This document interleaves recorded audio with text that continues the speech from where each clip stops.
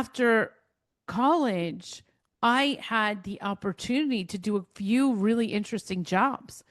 I was a production coordinator for a company that did training videos. We did training videos, Rock Productions. It was one of the companies I worked for. And Pete and Bob were my managers, and Ned Eckerd from Rowan University helped me get that job. And I learned a whole lot working for Pete and Bob. I learned how to make phone calls and negotiate contracts and coordinate video shoots. And I was a coordinator. Everything came through me. The billing, the scheduling, negotiating contracts, getting people on the contract, the schedule. And it was one of the most amazing jobs that I've had. That was a great job. I learned a lot. You know, in the very beginning of your career, you learn so much from these jobs. And shortly after that, I had another job that a lot of people don't know about. I worked for the rap artist KRS-One as a personal assistant. I worked with him in 1997. So I graduated college in 1995, and I worked with him 1997, 1998. And it was in these moments that I learned a lesson that I'll never, ever forget. It was my first stint in entrepreneurship where I worked for a very small business. And, well, I shouldn't say that because Pete and Bob's business was a small business. So I worked in small businesses, but working for Chris Parker, a legend. He's a legend. If you don't know who he is, look him up. The Sound of the Police, Boogie Down Production, the South Bronx, the South Bronx, you know, that's KRS-One. And I'll never forget, one of the very first times I was working with him, the fax machine broke. And that's how he got his jobs. And that's how we got information back then, the fax. Emails and the fax. The fax was really how people asked for him to show up places. They would request it by fax. And so the fax was there, and it was broken one day, and he had to send out faxes. So we would send and receive faxes. That was like the big thing back then. And he brought me, he was like having brunch or something with his family, and I had to go up into his house because our office was downstairs. And I sat next to Wesley Powell, and he brought me upstairs, and we're having like a meeting at his kitchen table. And he's like, Julie, what are you going to do? The fax machine is broken. And he says to me just like this, figure it out, Julie. You're going to figure it out.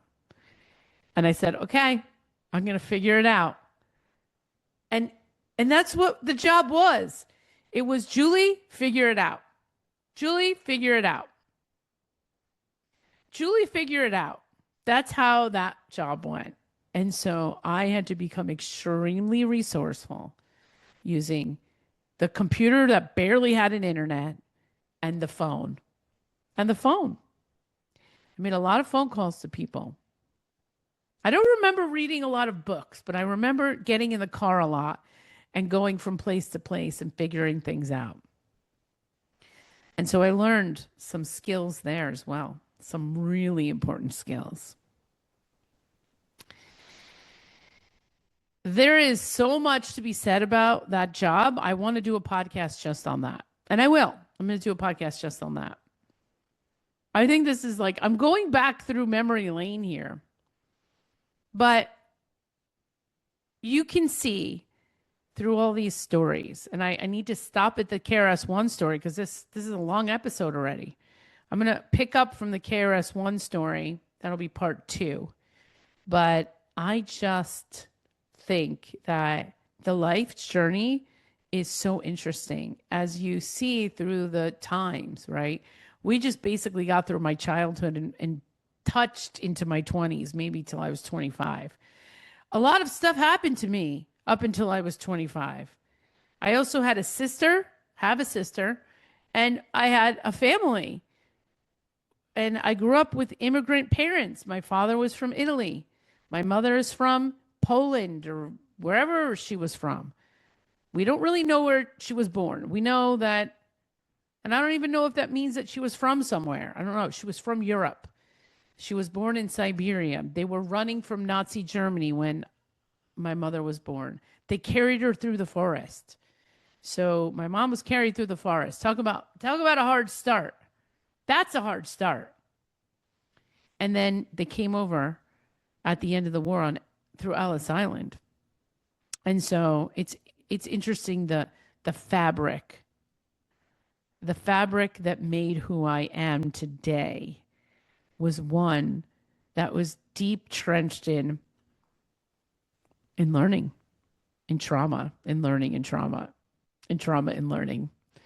But here I am, and here I am.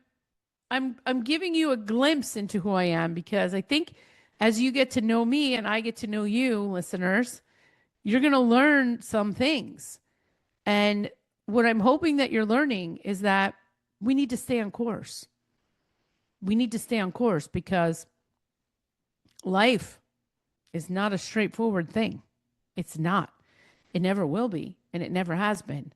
And so, even though my life was hard, my mother and father's life was harder.